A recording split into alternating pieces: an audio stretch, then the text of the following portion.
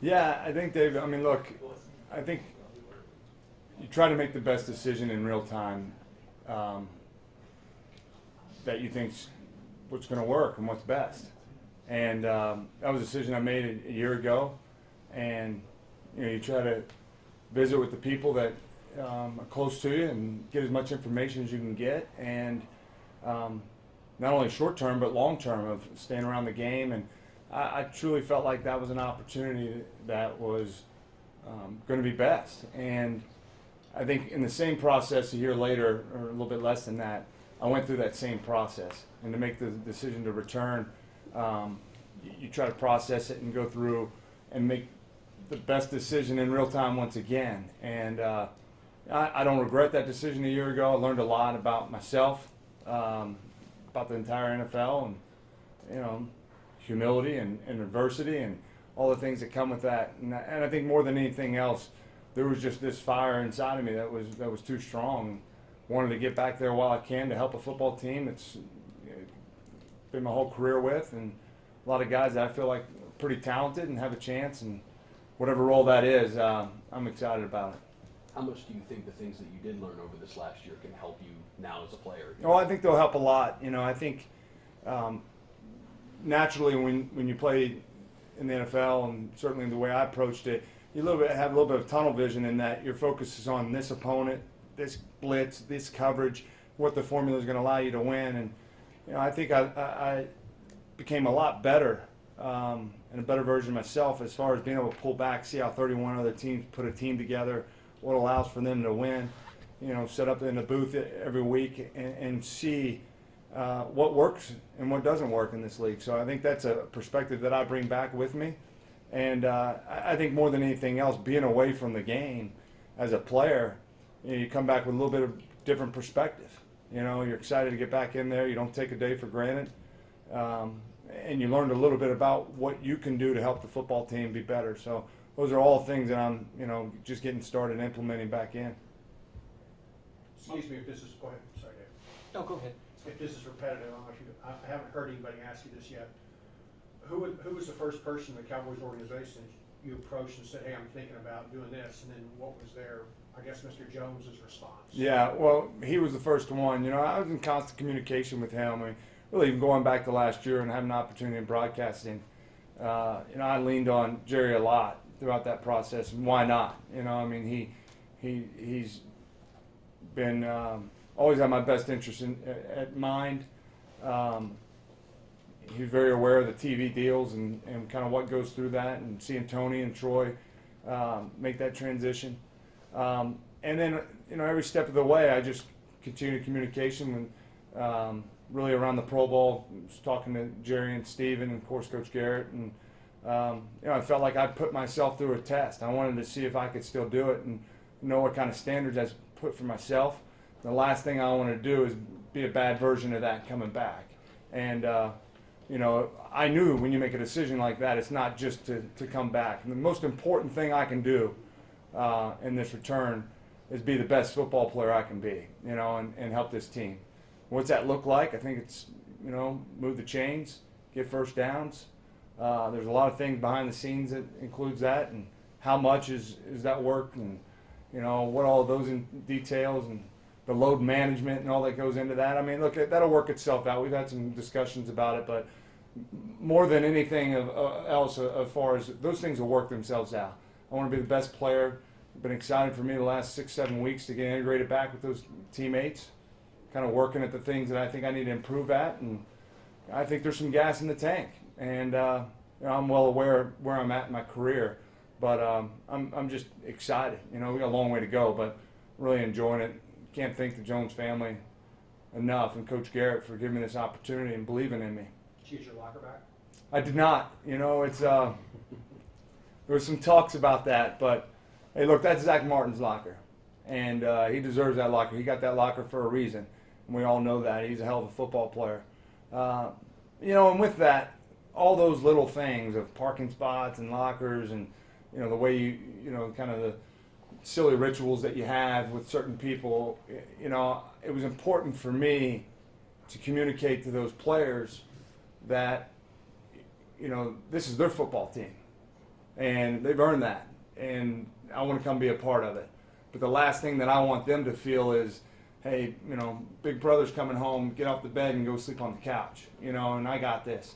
That's not what this is going to look like. And I'm excited to say, in the early parts of this off season, as we've been kind of working together and throwing and training, it's been that transition's been very smooth. I think those guys know my heart. They know kind of what I went through. They knew I missed it. Talked to them a lot during last season. And I think they also know what I'm about as a player, and what I can help bring. So a lot of those questions, I've really tried to kind of eliminate that and just the what ifs.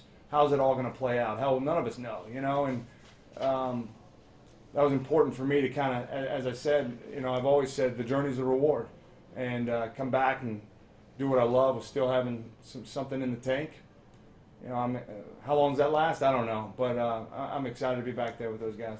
Like you say, you've had conversations with them about what the role would be, what it would look like, but you're also notorious for not coming off the field. Yeah. I mean, do you just feel that, hey, that competitively this is all going to sort itself out? I understand what you're saying. This is the plan. I understand I'm a different player now, but we'll just see what happens, sort of thing. Yeah, I think you have to approach it that way. I think that's part of this, going through this process. I don't know that I could have said that a year ago. I really don't. And now you come back with a different perspective, and my job is different than what it probably was for a long time there. But make no mistake about it. The best thing I can do is go be the best tight end I can be, and I certainly have high standards for that. Got a lot of work to do, put a lot of work to come back. I don't expect to be a shell of myself. I wouldn't make this decision if I thought that was where I was at in my career. So move the chains, be a little small piece of this offense, this football team. But in knowing that, there's going to be other players that play my position that are going to have opportunities. Competition's good, and truthfully, I think that's the best thing that's been built over the course of the last 10 years in that organization, is that they want competition. And I know they have to evaluate the position and think about it for the future. I'm well aware of that. The Jones family has made that clear to me, and you still got to win football games, and that's the most important thing. And my job is to go out there and be that best version and help them. And I'm not worried about the petty stuff of how much that is. I know where I'm at in my career, and there's other good football players that deserve to play. To that end, I think in the past I don't know if bristled is the right word, but when they selected another tight end, it caught your attention anyway. Will it as much if they select a tight end over the next 3 to 4 days? No, it's not going to. Look, they know what they're doing, and they got to build a football team that go get the best football players that can help. I think every player wants to win. But certainly when I make a decision to come back like this, I'm visioning, holding Lombardi trophies and competing for championships. I think it's a talented football team. So by no means would I be discouraged or, create a rift if that's would be even allowed to allow something like that to get in the way of the ultimate goal for what we want to accomplish. So I know where I'm at, and look, I know it's going to be hard for a lot of people to see that because they know me in a certain way and competition. You're not going to apologize for that. Everybody wants to play. Everybody wants to win. I would think less of them if they didn't want to be out there in critical situations. That's not going to change. If the game's on the line, certainly you want to be in there. But so does Blake Jarwin and every other player on that football team. So, again, I think it gets back to kind of eliminating all that and really it's simplifying that and making this return. I've found joy in that process. I really have. And that's allowed me to come back and, throw them with Dak and those guys this all season.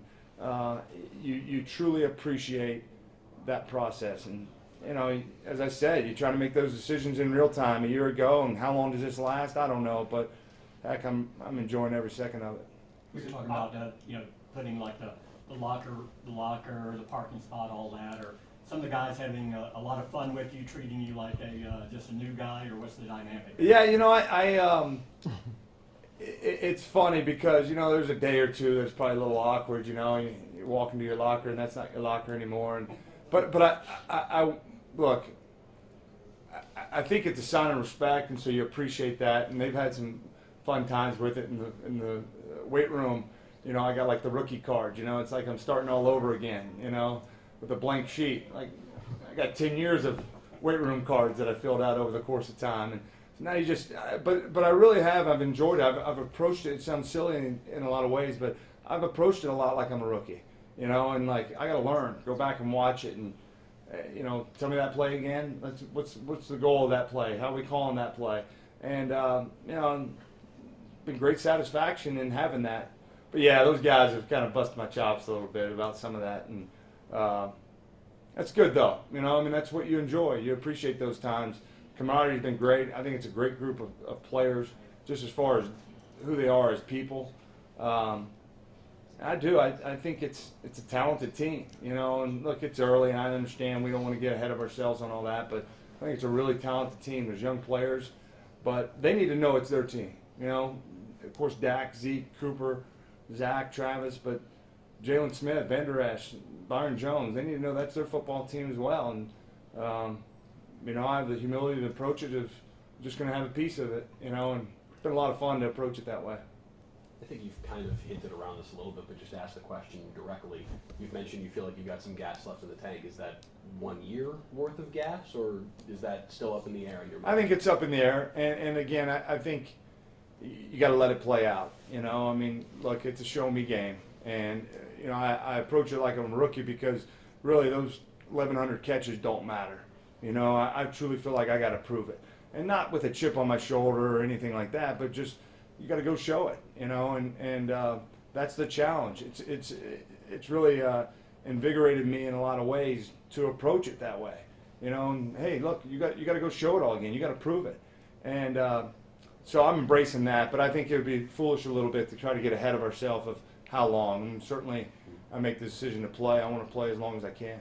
How do you manage to do that? How do you, with 1,100 catches in your past, with the things that you've accomplished, how do you manage to strip yourself of all of that and approach it with the way that you are with this I'm the new guy, I got to learn again mentality? Yeah, well, I think it starts with you got to have the self-confidence to be critical of yourself.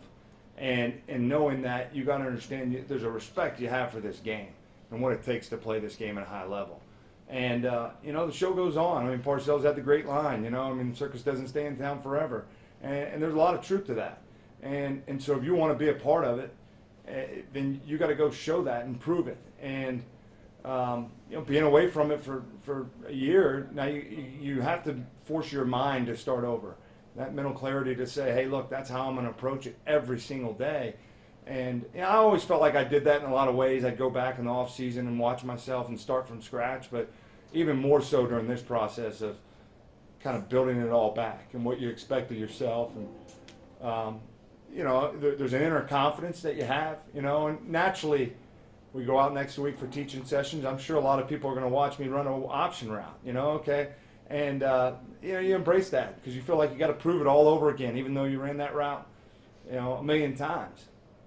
Was it your first day back? Was it awkward kind of walking into a building that you had a retirement ceremony where, you know, that was the last time you were there? Yeah.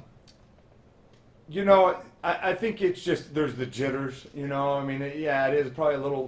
There was a lot of energy. There was a lot of excitement to it.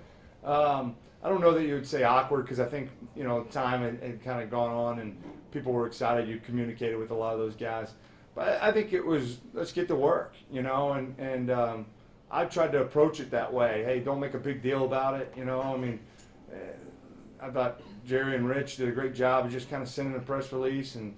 I'm sure you guys were probably surprised by that a little bit, and, you know, and that's by design. Like, let's go back to work. Let's approach it that way, and you know, being away from it, you do come back and have a different perspective on things, and that's good. That's really good. And so you share it and you dive back in, and you know, sometimes you don't know what you have until it's gone. And I don't think a year ago I would have been in a position to kind of have this approach. You know, I feel like I'm the winner here. I mean, are you kidding me? I got to play that long for 15 years, go sit in the booth on Monday Night Football, and have an opportunity to come back. I'm thankful for that.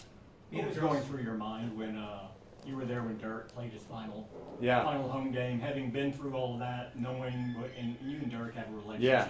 Yeah. Did you talk, and what was going through your mind as you were watching him and delivering those words down on the court? Yeah, well, I mean, certainly I loved being there. I mean, I have so much respect for him, who he was as a player, but more importantly, who he was in his community, the role model, how he invested to being a part of Dallas. I just think back to all those years, those great moments of who he was, and I was thinking back, a part of that of, those early years when people were challenging, could he do it? Was he the guy? Is he tough enough to handle that stage of being the franchise player? And, it's funny to think about those comments now, but that was real back then. I shared that with some of those guys that, they probably don't remember those days for Dirk, but he had his fair share of adversity. So, been a great friend. His influence and how he's approached the game, and I think there's a lot of similarities in us too. I mean, look, is it do we jump the highest? Do we run the fastest? No, but there's some things you can't measure, and he was the ultimate sign of that. How he performed, and I made everybody else around him better. And you hate to see that come to an end, but I thought it was truly an art how he approached the whole thing, and how the words that he said.